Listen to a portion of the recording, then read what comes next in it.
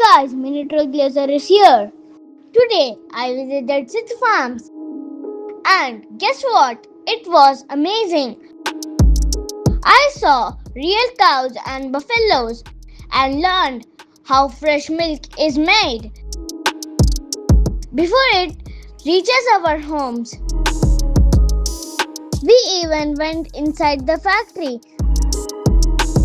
and saw the full process from farm to bottle. Super cool. And the best part, the founder himself met us and answered all my questions. I had so much fun riding a block cart and even a tractor.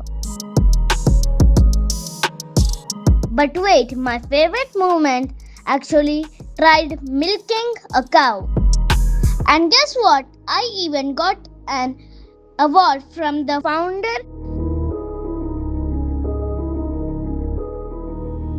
Such a wonderful experience. I learned, played, and had so much fun.